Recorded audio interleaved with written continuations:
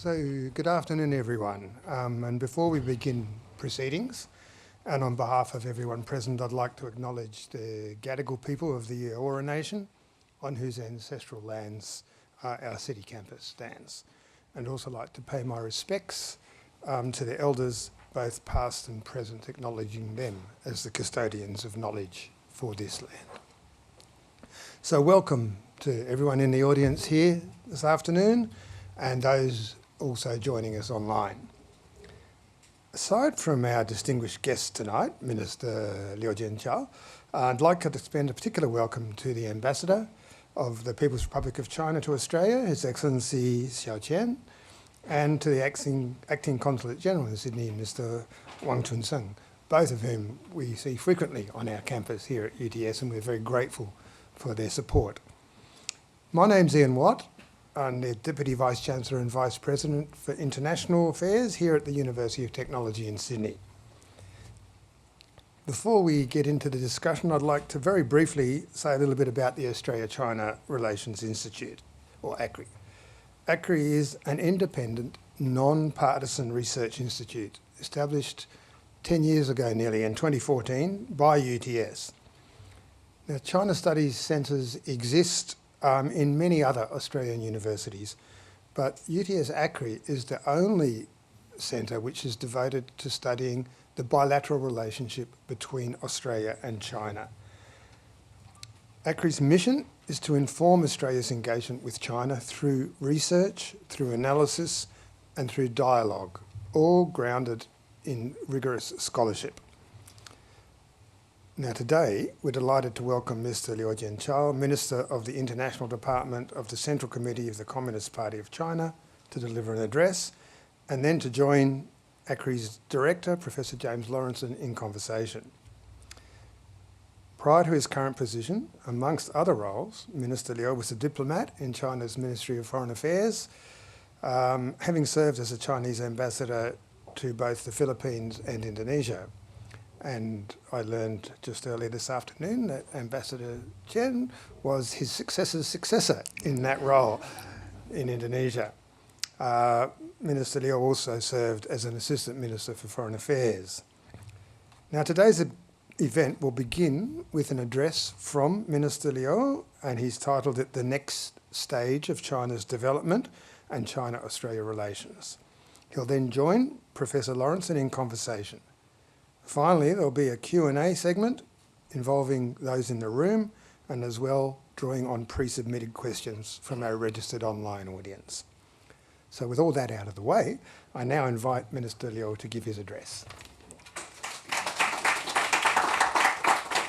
Thank you.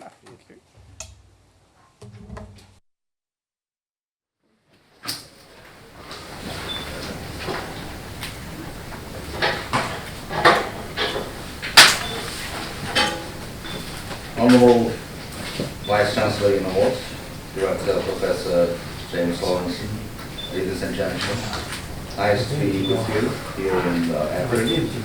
And I wish to begin by thanking the Australia-China Relations Institute for the kind invitation and Award for your very warm words.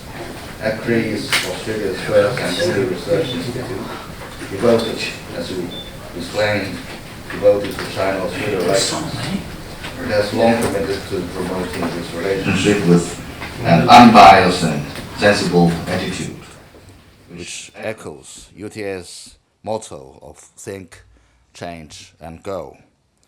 My appreciation also goes to Bob Carr, you also mentioned it, former Australian Foreign Minister, who founded the ACRI, and to all of you as well for cultivating China-Australia friendship over the years. Australia, an ancient continent yet full of vitality, is not alien to the Chinese people. So take my own experience and my family, for example. When I was an undergraduate with the Foreign Studies University, at the time it was called the Foreign Languages Institute. So the first guest of honor and guest of state to my university was Bob Hawke, who kindly spoke to us, and he was warmly greeted by my wife, at that time my girlfriend, and myself. My wife is a great fan of the Australian literature novel, which is the Thornbirds. So she read it for a number of times, and that could be one of the reasons why we started to date and got married eventually. And my son, who is also a fan of the Australian movie, the Crocodile Dandy, which was, almost his age at the moment. So a lot of connections.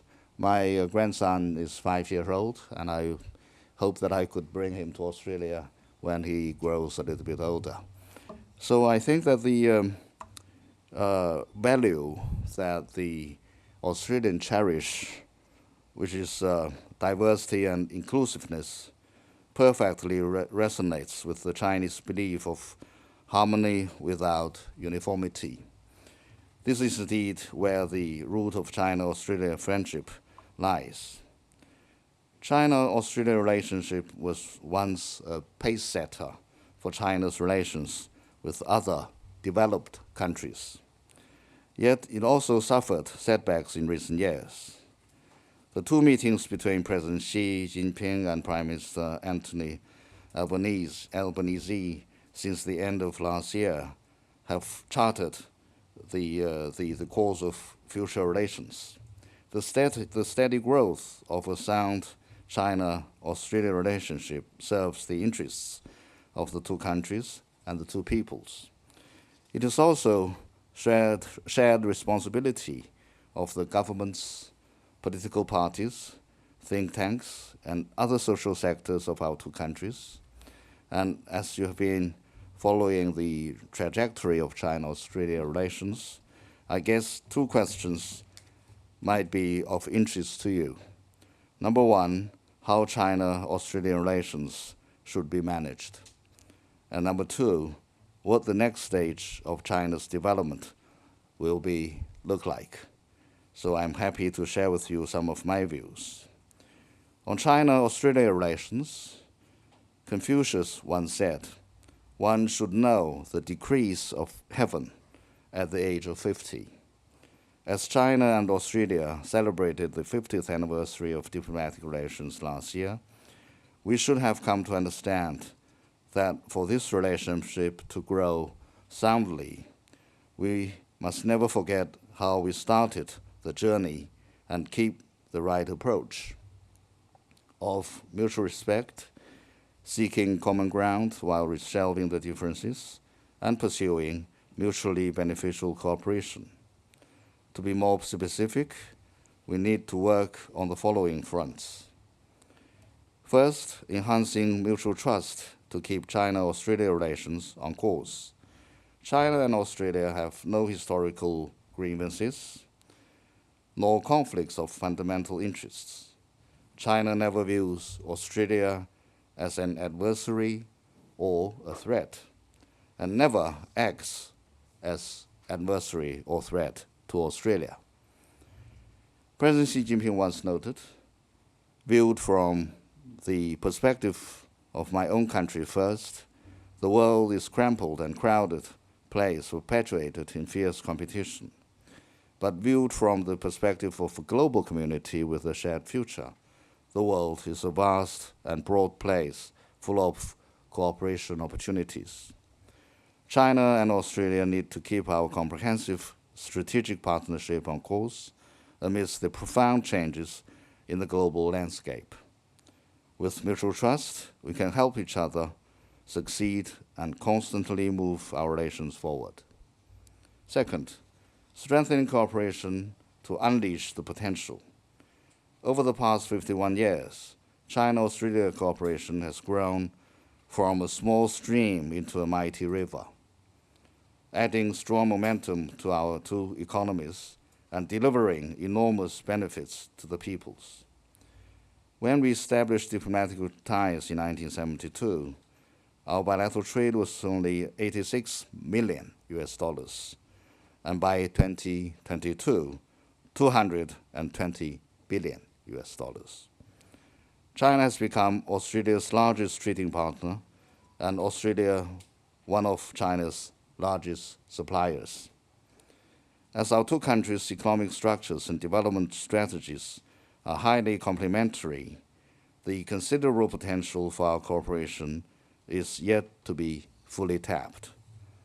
We need to better leverage the strength of the China-Australia Free Trade Agreement to step up cooperation in traditional areas such as energy, minerals, and agricultural products, as well as in emerging areas such as green development, digital economy, technological innovation, and the health industry. Third, expanding common ground while reserving differences to consolidate the foundation. China and Australia have different political systems, historical experiences, cultures and national conditions, and thus different views on certain issues. Yet this should not stand in the way of bilateral relations. Earlier on in our diplomatic ties, disagreements and differences between us were even bigger. But we treated each other as equals, rose above differences and found common ground, thus ensured the steady and sound growth of China-Australia relations. Going forward, we need to respect each other's core interests and major concerns to properly manage differences and expand common understanding. In this way, cooperation will remain the keynote of our bilateral relations. Fourth, deepening exchanges and forge a closer bond. Heart-to-heart connection is the bedrock for the friendship between peoples, which holds the key to sound relations between states. We need to make full use of various mechanisms to strengthen interactions between our governments, legislatures, political parties, think tanks, news media, young people, and at subnational levels, and boost cooperation in such areas as education, culture, science and technology, and tourism. When people-to-people bonds are closer, the foundation of China-Australia relations will be more solid to weather all kinds of storms. Think tanks are an important force to shape public opinion, facilitate cooperation, and produce policy suggestions.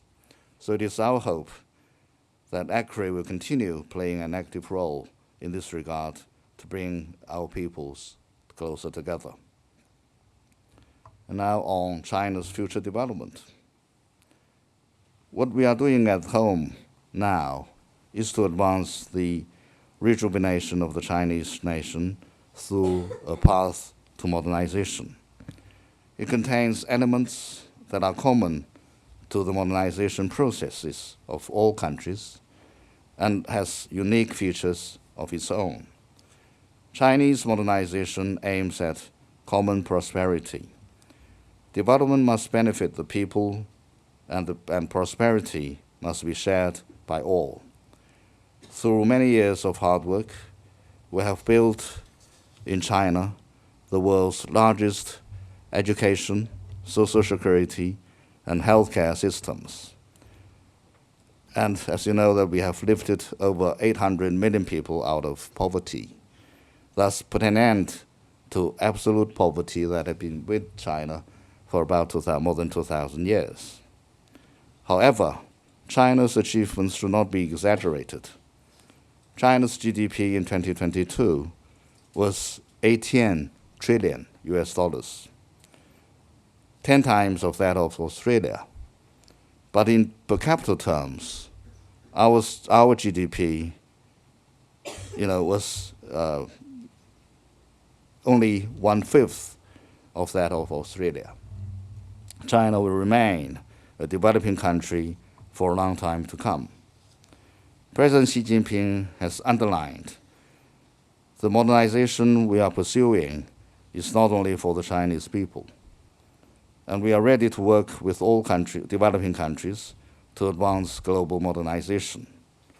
The underlying logic behind what China has done, be it the launch of the Belt and Road Initiative, or the Global Development and South-South Cooperation Fund, or the development assistance China has offered to over 160 countries, is to promote common prosperity of the world. We develop relations with the Pacific Island countries in the same vein. The cooperation between the two sides is for the development purposes, so far as to grow the economy and benefit the people. All cooperation projects are overboard with no political strings attached, and there's been no hidden agenda. We have never interfered in the internal affairs of the Pacific Island countries, nor attempted to get any exclusive results. Still less will we seek any kind of spheres of influence. China is ready to work with Australia and other countries to carry out tripartite or multipartite cooperation in the region by leveraging our respective strengths so as to support Pacific Island countries in achieving self-reliant and resilient growth. Chinese modernization pursues sustained development. To achieve modernization, we must protect the nature. Or, in President Xi Jinping's words, we must keep our waters clean and mountains green, as they are invaluable assets. We in China are promoting green, low carbon, and circular development with efforts like never before. At present, nearly half of the world's installed photovoltaic capacity is in China. Over 50% of all new energy vehicles in the world run on the roads in China. And 1/4 of the world's total increased afforestation is contributed by China. Now China is trying hard to make the sharpest reduction in carbon intensity in the world and achieve carbon peaking and carbon neutrality in the shortest time span in the history of the world. As Australia boasts excellent expertise and well-established frameworks in this regard, China hopes to strengthen cooperation with your great country so that together we address climate change, protect the environment, and leave future generations with a clean and beautiful planet. Chinese modernization features openness and cooperation. China grows itself by pursuing openness and cooperation. It also shares opportunities with other countries in this process. Not long ago, we hosted the 6th China International Import Expo. Prime Minister Anthony Albanese attended it, along with representatives from 154 countries, regions, and international organizations. For 6 years in a row, the exhibition area of American companies has been the largest at the expo. It all shows that seeking cooperation of mutual benefit is the most sensible and inevitable choice. China is a staunch supporter for an open world economy. We will press ahead with institutional opening up in rules, regulations, management, and standards, and high standard opening up in cross-border services, trade, and investment. We will also protect the lawful rights and interests of foreign businesses. Some people may say that compared to the pre-COVID era, China's economy is slowing down. We need to put this issue in the perspective and bear in mind 2 changing factors. Number 1, China's economic aggregate. For China, the growth rate of 7.7% in 2013 meant a $660 billion increase of economic aggregate, while 5% of growth in 2023 means a $900 billion increase of economic aggregate.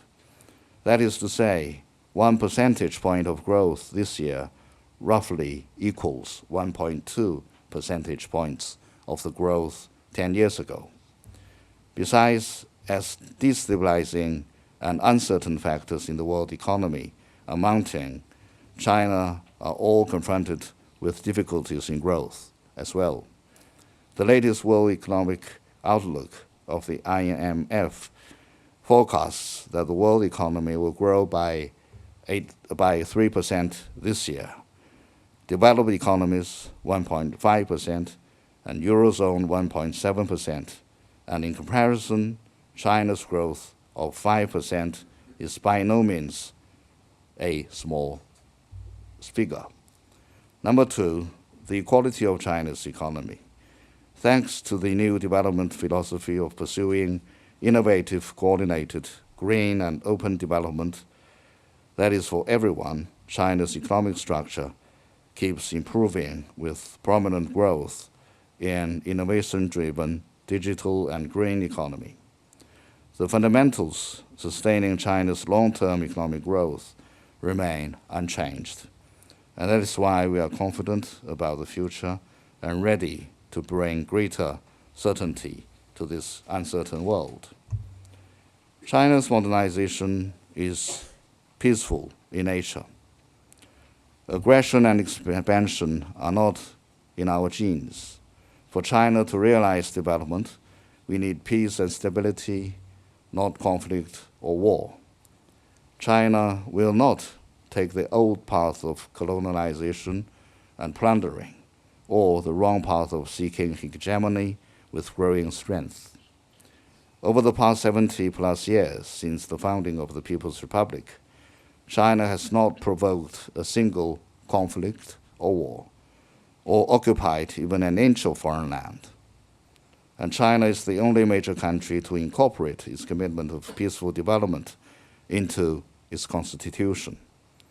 China will never pursue hegemony or expansion, whatever stage of development it may reach. In a world of increasingly complex and grave challenges, President Xi Jinping put forward the Global Development Initiative, the Global Security Initiative, and the Global Civilization Initiative. The three global initiatives and the Belt and Road Initiative constitute the three pillars and a platform to sustain the building of a community or global community with a shared future for mankind. They are China's proposals to create a better world, and China is a beneficiary and a defender of the existing international order. It has no intention to reinvent the wheel by establishing a so-called China-centric order. Its proposals and initiatives are open to all countries, China, Australia included, at all times. Countries and peoples that pursue peace and progress are welcome to join the journey to build a community with a shared future for mankind.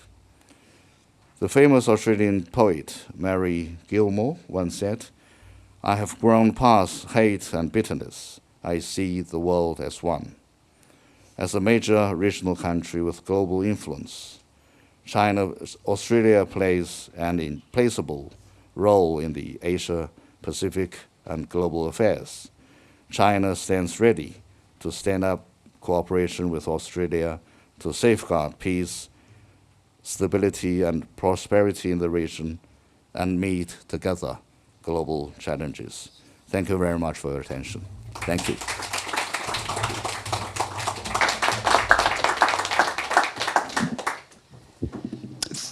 Thank you very much, Minister Liu, for that address. I think the Australian public would have heard some words of reassurance there, and I think they would have appreciated the positive element that you injected in terms of the bilateral relationship between Australia and China. Now look, having said that, I think the Australian public also have concerns and also have questions, and that's this part of the discussion we're going to move to now. There's no point, as the Minister said, pretending that differences don't exist. They do exist. Australians, the general public, do have real concerns. So let's dive into a couple of these issues. A lot of these questions that I'm going to ask in the next 20-odd minutes are informed by the questions that were nominated by our online audience. So let's go through a few of those, and then afterwards we'll have some opportunities for some questions from those of you in the room now. Minister Liu, I wanted to begin by asking a question about what brings you here tonight. I mean, let's be frank. It's very unusual for a Chinese official of your level to put themselves out there to do a largely unscripted public event.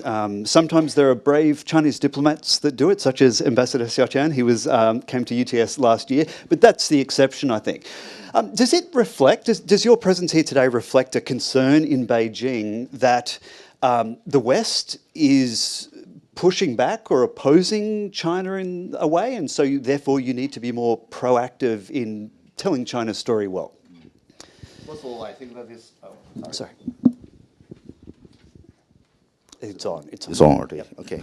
First of all, I think that the such exchanges and also interactions between Chinese government officials and think tanks are really common. It's not rare. We do have such occasions with many think tanks and forums or seminars, and Chinese official very often, show up in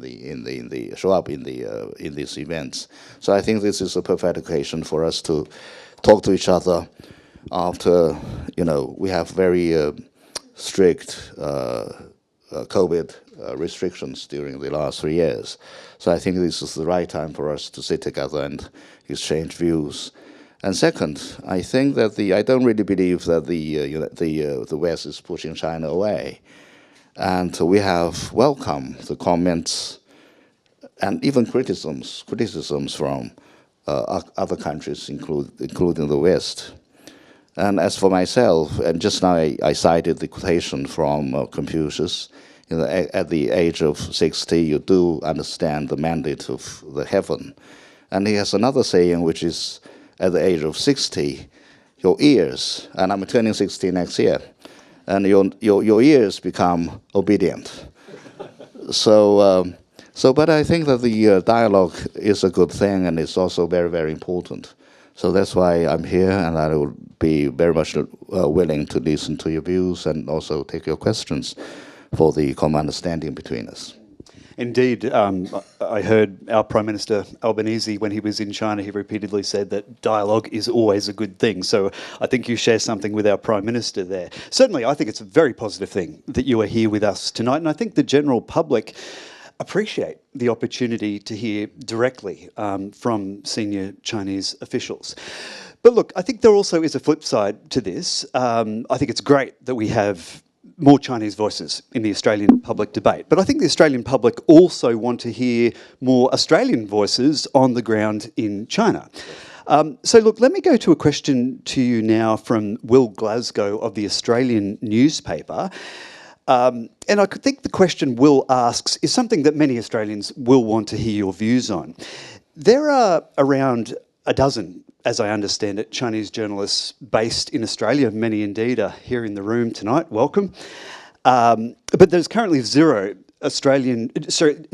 journalists with Australian media outlets on the ground in China right now. Will wants to know, it's a simple question, when will they be allowed back?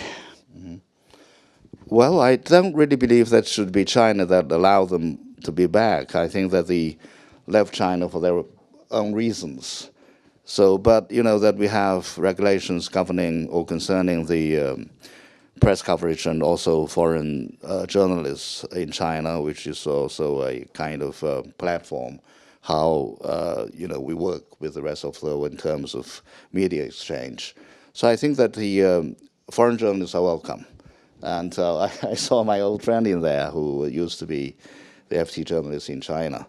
So Australian journalists are welcome to come back, because we believe that journalists are playing a very important role in making a country better understood by its own country. So we believe that this is important. But I believe that the Australian journalists left China for more than 1 year now, maybe. So according to the regulations, their journalist ID might be expired already. So if they wish to go back to China, or if they wish to send new people, they have to, well, go through the procedure of applying for journalists' IDs and visa. So that's the process. So I think that they're welcome to be back. And as far when I was working with the Foreign Ministry, I was basically working for the media. So personally, I have very good relationship with them. So I think that you're welcome, but you have to go through the procedures. Okay, well, look, overall, that's a good news story. I understand that they have tried to get back on the ground, but they've faced some difficulties. But sounds as though that we might soon see Australian journalists back on the ground in China, and I think that's going to be a very good thing for the bilateral dialogue. Let me now go to a question from Stephen Jedgetts, who's the ABC's Asia Pacific Foreign Affairs reporter. He asks, he says that the Australian government has stated that it wants to stabilise the relationship. I'm sure you've heard that term over and over, even on your short stay in Australia so far. I've noticed Ambassador Xiao sometimes also uses that terminology, albeit wanting to move bilateral relations beyond just stabilisation. So Stephen's question is a two-parter, but firstly, this is the first part. Do you think that the bilateral relationship has now been stabilised? Can we tick off on that objective? Okay, when you're talking about the stabilization of any relationship, you are, stabilization of any relationship will mean that you keep to the favorable state of the relationship.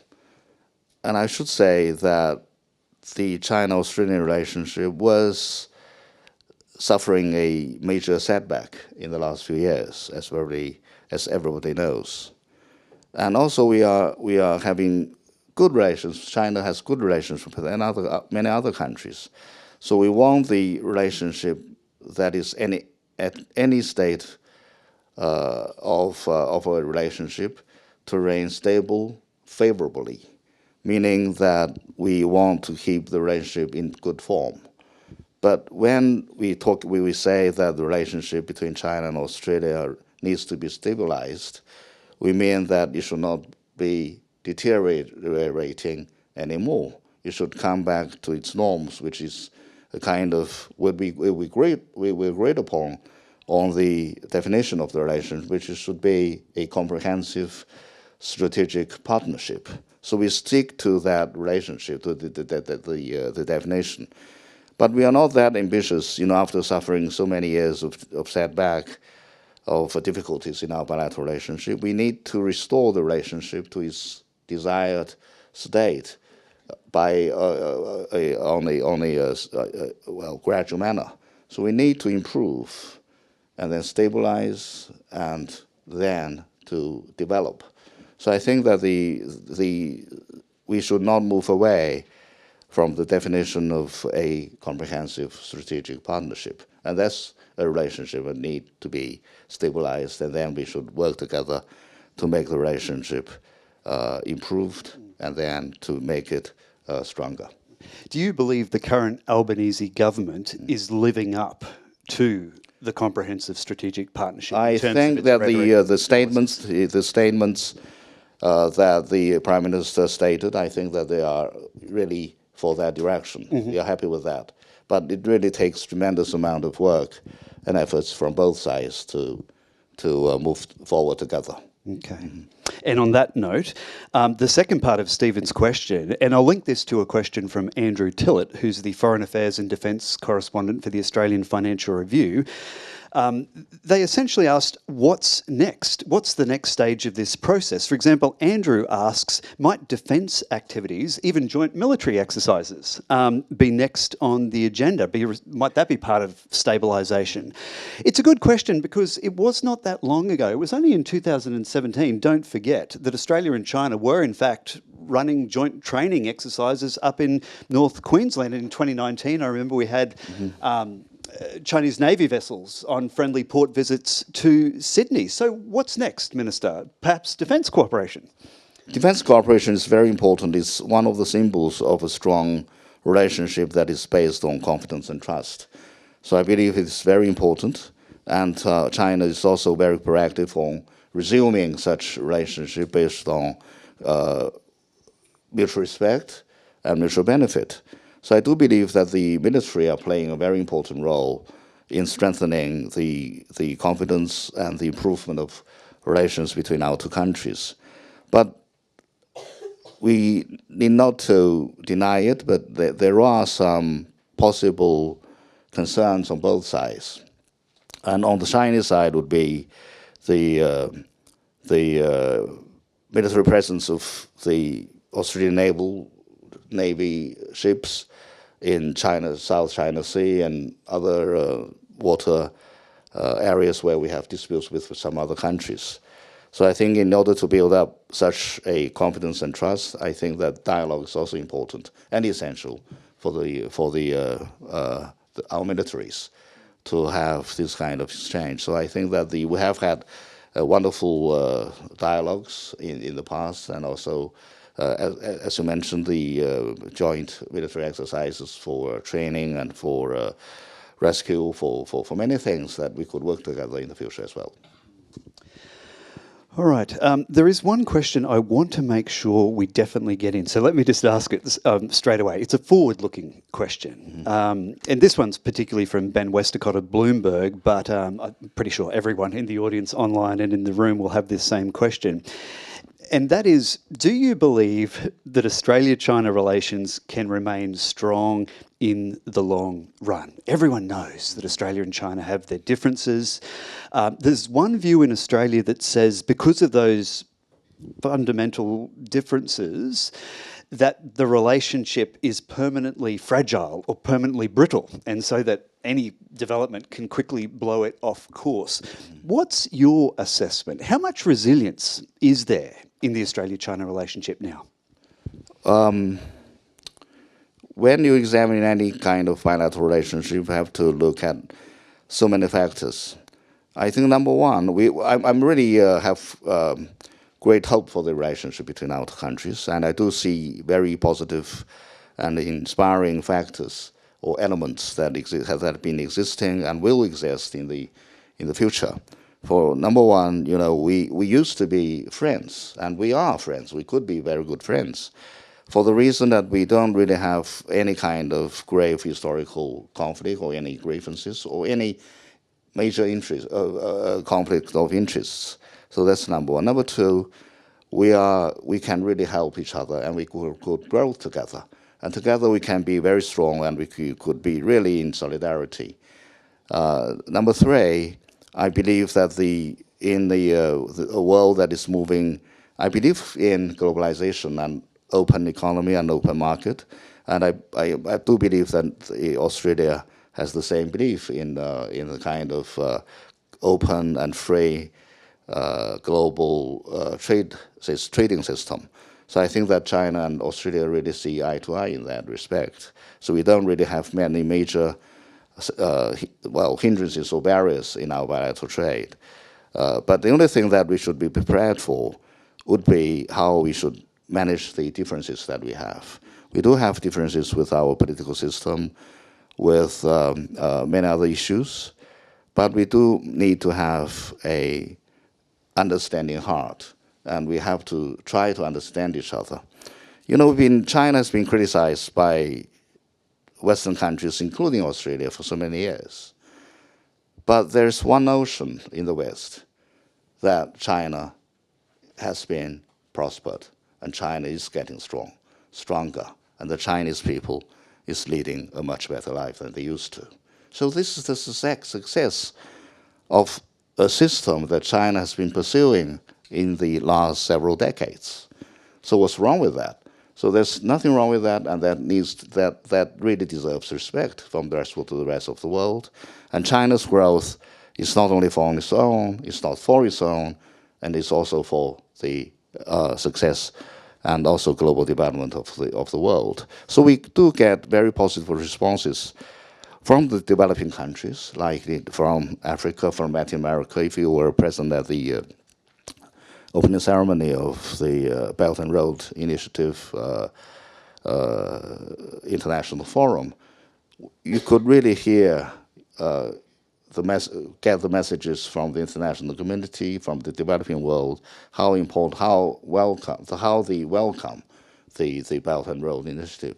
So I think that when we have differences, try to have an understanding heart, and try to have an listening ear, and try to have your ears obedient to different kinds of comments, of systems. We respect Australia, as we respect other countries, because we believe, as I was saying this morning to the ambassador, Australia only has a history of more than 200 years of major development. I'm not saying that the Aborigines, they did so much for this land, but when the Europeans came, you really brought this country into a prosperity, and that is a result of your system, your hard work, and your values. We share a lot of common values, but we do have differences. But in China's case, you have to understand us, because we are giving our people a much better life, and we are giving the world a better opportunity for development. Okay. One just quick follow-up question, and then we'll go to questions from the audience. So let me put this in blunt terms. I think some Australians would say, respecting differences, that all sounds good, but China's behaviour does not match its rhetoric. And they might, for example, just over the last week, there's been a raft of opinion articles written on the event of a Chinese naval vessel directing sonar at Australian Navy divers, causing minor injuries. And so they would say, well, this doesn't appear to be a country that's behaving in a way that's like a friend. Now, I'm quite confident that Beijing has a different view on that, but what would your message to those Australian concerns be? Well, but let me ask you, the person who raised this question, that, what would happen if a Chinese naval ship came to your territory, your waters, or the waters that is near to Australia? Naturally, you send your ships to monitor, to identify, and to do anything that could prevent any wrong happenings, or that something that will be dangerous will happen to you. The same thing with China. And China has all the legal right to do this kind of monitoring, identifying, and do protection from anything that could harm China. That incident took place in a water which was not yet there's no demarcation of that water. So there's some kind of dispute between China and Japan. And my question would be why the Australian naval ship should be traveling to that area. And naturally, you raise China's concern, and China will have to do what it needs to do. But China did it in a very professional way. We did nothing that harms the sailors, the naval people, or that ship. So I think that this is the kind of thing that needs to be discussed at a certain level. So to build up any kind of pre-consultations or notification or anything that could really prevent such misunderstandings from happening between the two militaries. Do you think Beijing was happy with how that incident evolved? I mean, clearly, from your message now, Beijing has concerns about Australian naval vessels approaching Chinese waters. But after that event happened, do you think that both sides managed the challenge wisely? Or do you think it was escalated to a level that it didn't need to be escalated to? I think such small incidents could really escalate if it's not properly managed, because the press is following, and will raise any kind of concern or emotions from the general public. But I'm sure that the militaries, the people in the Navy could understand what is the nature of this kind of issue. So I don't really believe that there's anything to play up. But when it comes to a time when China-Australia relations is just about to improve, and such incident will be counterproductive for the improvement of the relationship. But let's not panic. And the second thing is that maritime issues is very complicated and complex. South China Sea, the Taiwan Straits, Eastern China Sea. With Eastern China Sea and South China Sea, we do have different claims of the maritime rights or sovereignty or sovereign rights in those regions, as you well known. So I think that we do urge the Australian government and also the military to act with great prudence in this area, because China and the countries concerned from Southeast Asia, and also Japan included, will be moving about this very carefully. And that's why for so many decades, China and these countries have remained in peace and have been very useful and effective consultations with each other. So look at what is happening, what has happened in the last, almost more than 70 years after the Second World War. Our region has basically remained peaceful. You know, there's been no major wars in our region, despite the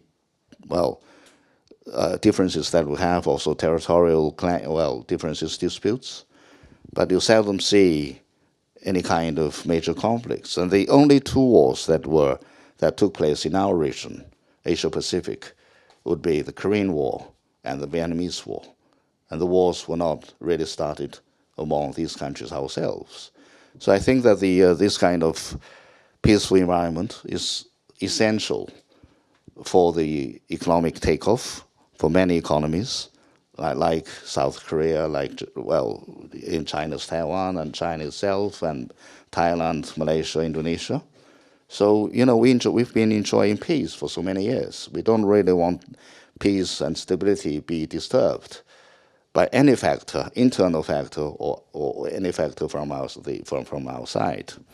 So I think it's really tragic to see what is happening in Europe, which is supposed to be a very peaceful place and where all the advanced economies concentrate. But you do see conflicts and wars. So let's treasure and value the peace and stability that we're enjoying and give prosperity and economic development an even better chance and a sustained opportunity, a long-term opportunity for future development for the benefit of our peoples in this region.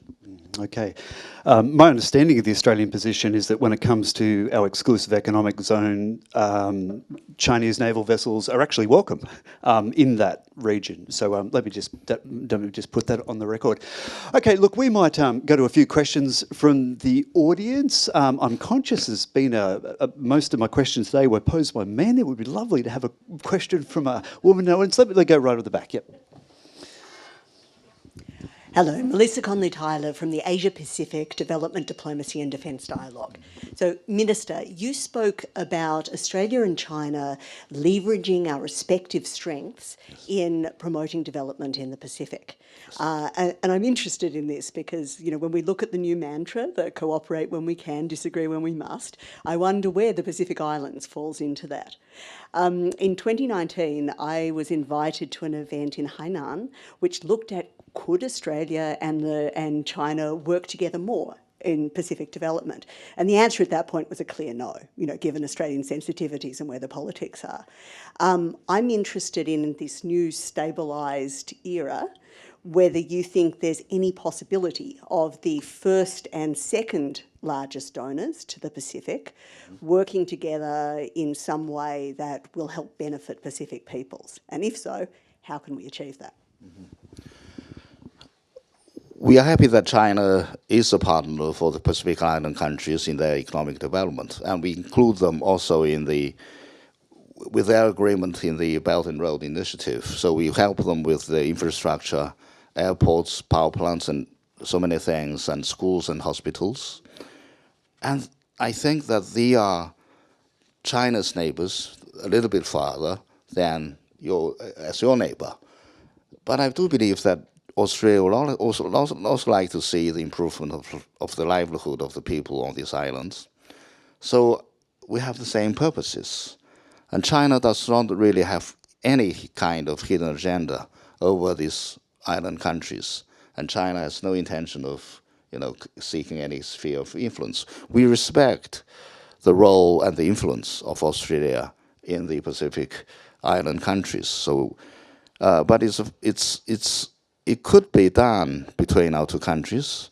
I mean, if the Australian government is happy, we could really have consultations over the regional affairs of these island countries, how we could work together for the economic development in these countries. So I think that that will be warmly welcomed by our partners and colleagues and the people from these Pacific Island countries. So we do need to have a kind of rational perspective of the intention and also the action, and also the how we could really work for the benefit of the developing countries of this region.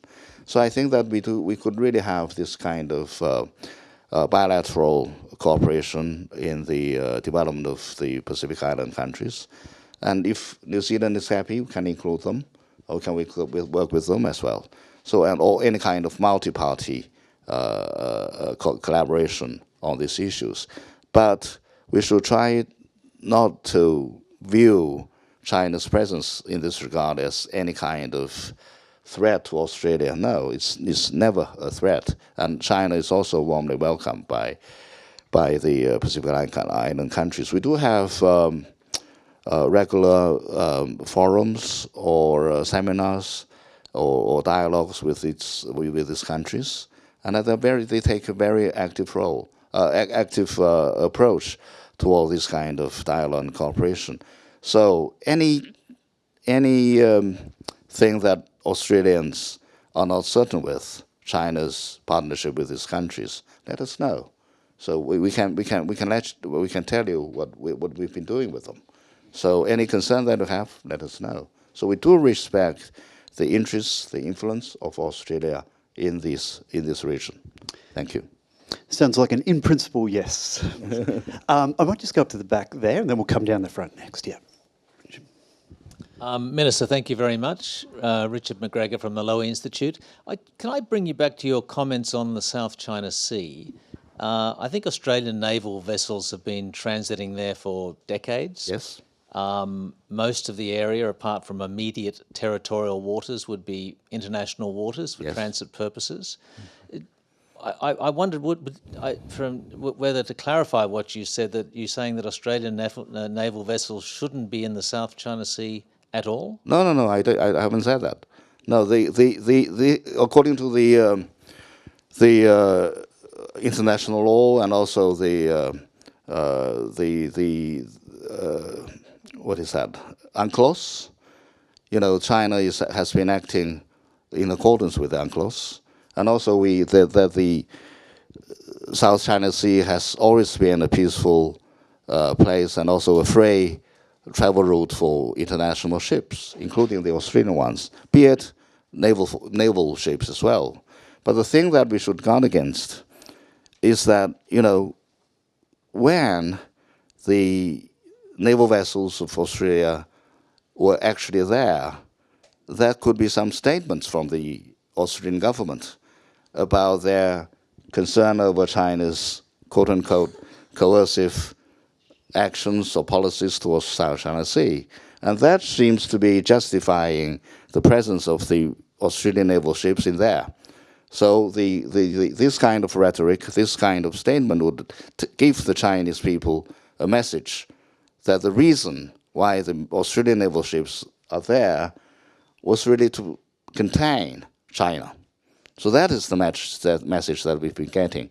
And the thing is that when, it's a simple fact that the maritime route has been open, has been free for navigation, for any kind of travel in the past several decades, and there's not been any trouble with that. But the thing is that why you are there, and the statement that make.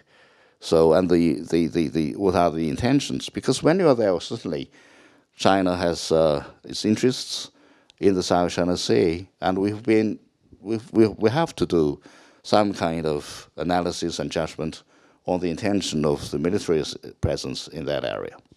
And in the past several years, and particularly in the last decade, we've seen an increasing number of military vessels in that part of the world, and that is, will certainly raise China's concern. Thank you. Okay, I'm going to try and squeeze one last very quick question in, if I could, just down the front. Glenda Corporal from the Australian newspaper. Could I ask you to comment on Australia's policy regarding Chinese investment in Australia? The Chinese investment has been falling away. There have been several applications which have been rejected for Chinese investment here. Would you like to see more Chinese investment, and in areas particularly critical minerals or lithium? Are there particular areas where you think there might be more Chinese interest in investing here? Yes, of course, we'd like to see more Chinese investment, and we'd like to see more Australian investment in China. So I think that they are mutually beneficial arrangement. But I do believe that this needs to be done on the basis of the market rules, and also the WTO rules, and on the basis of international, global, free and open trading system and business interactions between any economies. So I think that the concern that we have, to be honest, is that, Huawei has been ejected, and some other investments from China has been ejected. And that's, the reason behind this is that the security factor has been overplayed and has been exaggerated. So I don't really believe that this is the right thing to do, and that really harm the confidence of business people of both countries. So they are not too sure what will happen when they are trying to invest, if they don't really see a clear future, and if they don't see any kind of certainty in the investment cooperation between the two countries, naturally they will not come.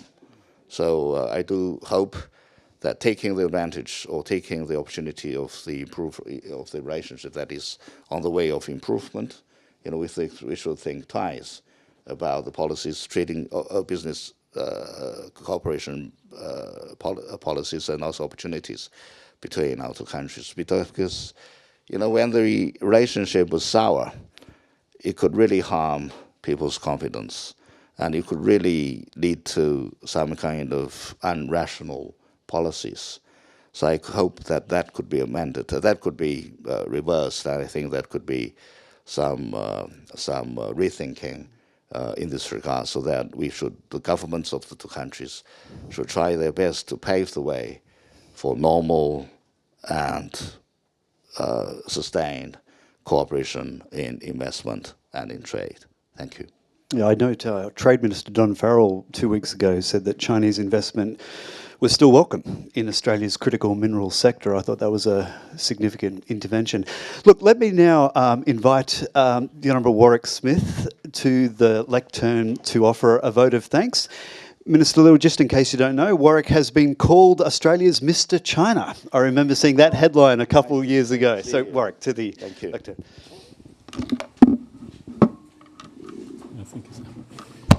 I might say the Mr China article was written by Glenda. For a long time I was very grateful. For a little while, Minister, I wasn't really sure. Firstly, to the Director, I thank you very much for the kind invitation to say a few words. You did limit me, which was very wise. To His Excellency the Ambassador, who I know well, Consul General, and of course my friend Ian, Vice-Chancellor for International to this fine university. Firstly, to pay tribute to ACRI. You've established integrity and professionalism in a very, very important sector in our bilateral relationship. You acknowledged it, sir. We acknowledge it in this room, and so we congratulate you for the pathway that you've been able to navigate. There are many aspects of your speech that I'd love to comment about. But there's one issue that you raised right at the beginning, and it's about trust. You know, in personal relationships, as within national relationships, trust is easily lost.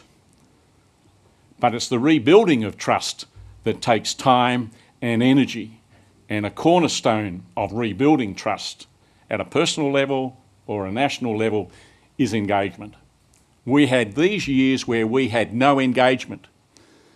COVID stopped tourists, COVID stopped education, then we had other loose language that led to a complete distrust and breakdown. So now we are, in my view, in a new phase.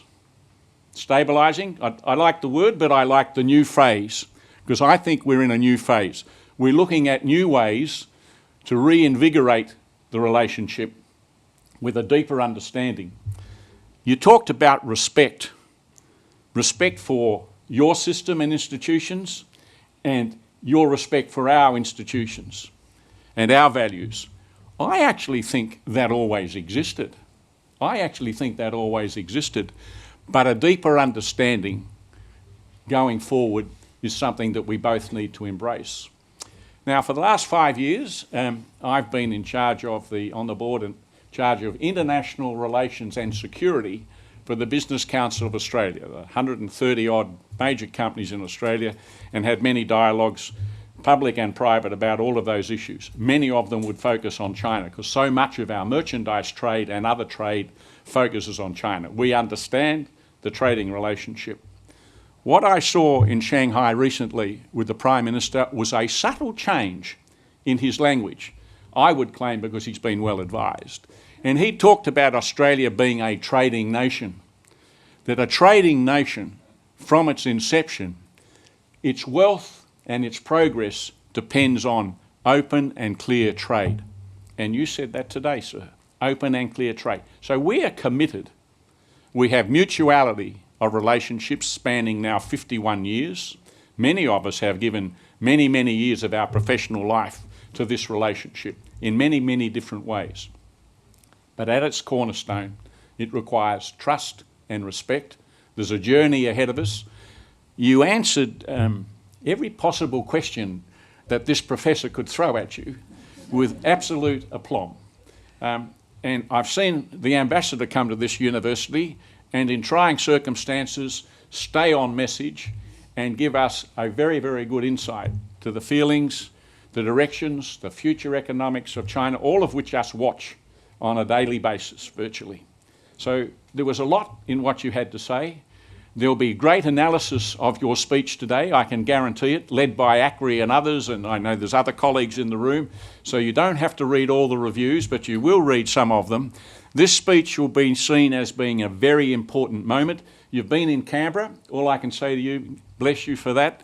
But we in business think the centre of Australia's wealth is generated by people in this city and Melbourne. And I remember Xi Jinping leaving Canberra and going to Tasmania and with his wife some years ago to see one of our regular Prime Ministers. We've had a few more leaders than you. And so and he's been to every state in Australia and territory. So you know Australia. We know China. So it's up to us. So thank you very much.